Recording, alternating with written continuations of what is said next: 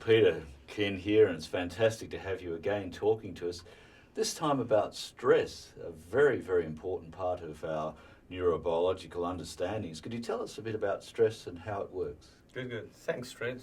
Ken, it's good to talk to you about the stress response. The stress response on many levels is probably one of the more primary response patterns in terms of challenging our neural system, managing day-to-day activities, managing the challenges of life.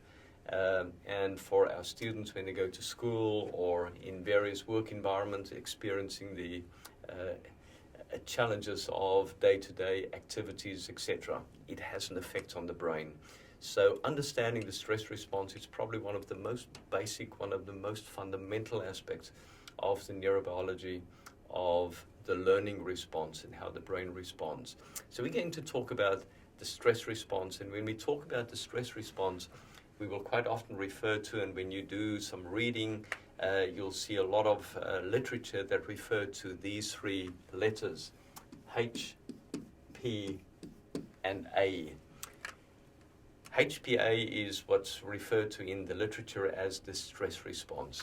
The H stands for the hypothalamus, the P for the pituitary, and the A for the adrenal glands. Hypothalamus, pituitary, adrenal glands. The hypothalamus and the pituitary are both sitting in the brain. We'll make a drawing of this in a second. And the adrenal glands are sitting on top of the kidneys. And these three are the key role players in our stress response. Now let's have a look at the side of the brain. This is the brain. Looking from the side, we have the frontal parts of the brain here and the posterior part of the brain over here. And here we have the top of the brain. Here we have the deep center of the brain and the prefrontal cortex, as we refer to the frontal parts of the brain, and the limbic system in the middle of the brain, and down here the brain stem area, and at the back we have the small brain, or the cerebellum at the back side, the small brain areas over here. So we have the deep center of the brain just below a bundle of 50 million neurons that link the two halves of the brain together, called the corpus callosum. Now this limbic part of the brain, if we zoom into this, and I'm going to clear the board from this area so that we can zoom into the limbic areas of the brain. So let's clear this drawing. And then focus on the deep center of the brain, the middle part that we've just focused on. In this part of the brain, there are a number of key structures in the brain. You don't need to remember them, but have a look at some of the drawings in the course material that will identify, for example, the thalamus, the amygdala, the hypothalamus, the hippocampus, the basal ganglia, all parts of structures that sit in these deeper parts of the brain. Here we have the bigger chunk of the brain sitting around, and the brainstem area down here. So we're focusing on this area, especially two key parts.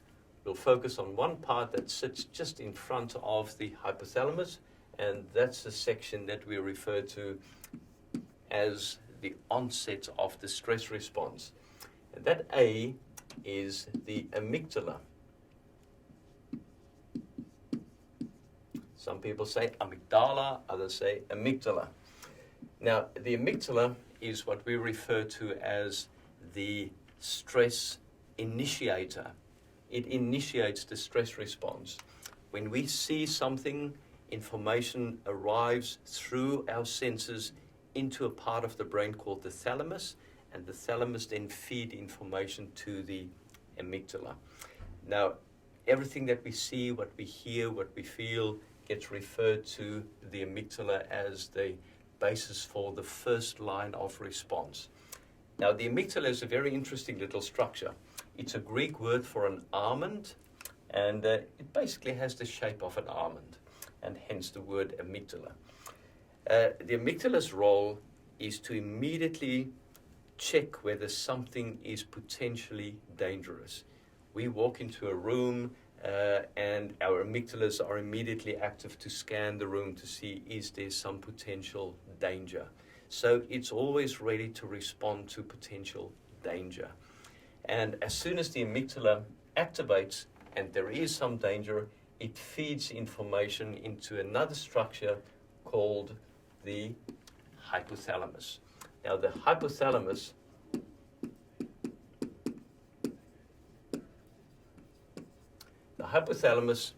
is our stress manager. The hypothalamus is responsible for initiating the so-called stress response. That's why we refer to this as the HPA axis.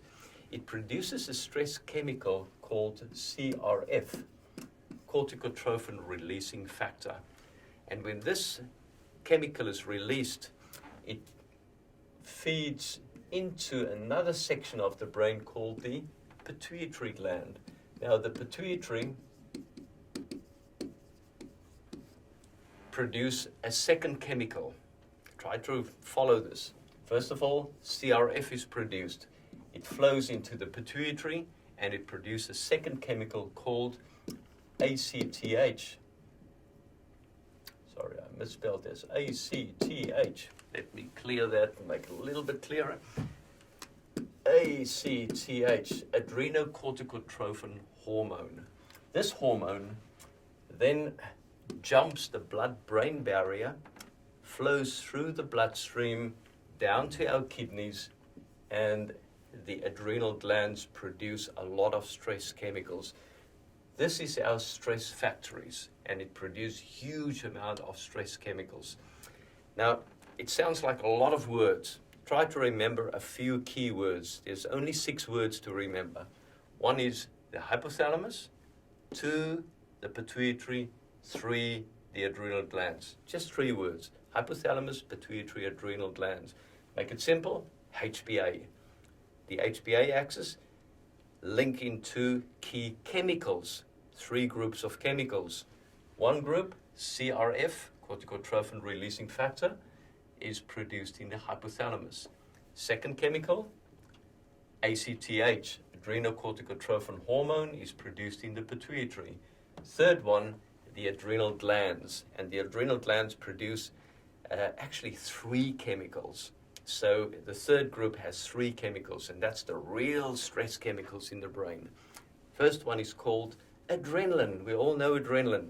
When we feel a little bit excited or a little bit nervous, the adrenal glands produce adrenaline, and we are ready to run away or to fight the situation. That's adrenaline. It's pumped into the muscles of the body. The second, what it produces, so it produces adrenaline. It also produces a chemical called norepinephrine or noradrenaline. That's the stuff that makes the nerve ends ready to respond. And that's the norepinephrine that makes us nervous. We experience that nervous energy. Too much of this, guess what happens? We become really nervous, and which means we need to find ways to control our norepinephrine levels. The last is a chemical called cortisol. Now, cortisol is a very helpful chemical on some levels. It helps us to be ready for stress, but too much cortisol causes some damage. And very soon we'll do a short video clip to explain the role of cortisol in the hippocampus and how that affects the wellness of our brains. Right, so that's in a nutshell. Let's summarize the stress response. The stress response is the activation of the HPA axis, hypothalamus, pituitary, adrenal system. 3 important chemicals, structures that sits in the deep part of the brain, in the limbic system. And it gets activated by this guy called the amygdala. The hypothalamus, pituitary, adrenal system produce important chemicals. Hypothalamus, CRF. Pituitary gland, ACTH. Adrenal glands, adrenaline, norepinephrine, and cortisol. And that pushes the body into hyper-alertness. What's the good thing about stress? Without this, we will not be able to run away. You cross a road, a car races towards you, and within a split second, your amygdala activates your hypothalamus and go, don't think about the car, don't think about the speed of the car, what's the trajectory, where the point of impact will be, where your head will land. Oh, you need to remember to buy some milk or bread. We just need to get away, which means you need to jump.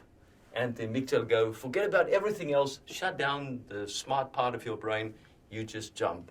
And that's because of the very quick activation of these stress chemicals.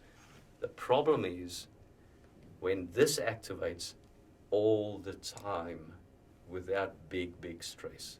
So what we need to do eventually is find ways to calm this system down so that we can get the smart brain more active. And that's what we'll talk about later.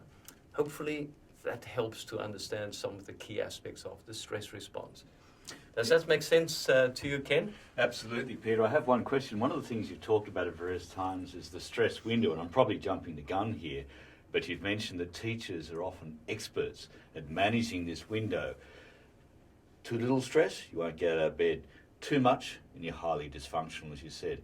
Could you quickly tell us a little bit about that stress window, if it's all right? Now, that's a tricky one. Can tend to throw some curveballs at me and make me feel a bit stressed. So suddenly my HPA axis feel a bit more activated, and now I need to calm the brain down and come up with a solution. Now, what Ken has referred to is there something like helpful stress? Is stress always bad? All of this HPA, the CRF, the ACTH, and all the cortisol, are they just bad, or are they also good for us?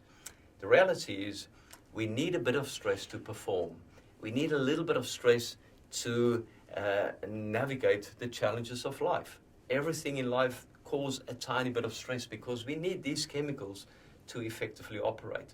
But if there's too much, it shuts down the smart parts of the brain and we become trapped. If we don't have a little bit of stress, we just remain where we are and not move forward, and we don't progress in life. So we talk about a window, we refer to this as the window of tolerance. And the window of tolerance means to what extent can I manage all of these stress chemicals and still get my smart brain, the prefrontal cortex, to run smoothly. And as long as stress feeds information to my smart brain, I'm in a good space. When this starts to shut down, I'm not in a good space. How do we know this? We know when people disengage. When you have a learner, someone that you work with that start to disengage, it means their smart brain start to shut down, stress become too much, we just want to run away, we want to hide, and we're not engaging effectively. So the challenge is for teachers, for educators, how do we maximize levels of engagement? And that means we are managing the HPA axis. And when we start to disengage, we're in trouble. Well, Peter, thank you indeed for your brilliant explanations around this and the rehearsal a few times so that students will be able to access the key messages and consider those. Thank you so much. Thank you so much. Have a good one. We'll see you later.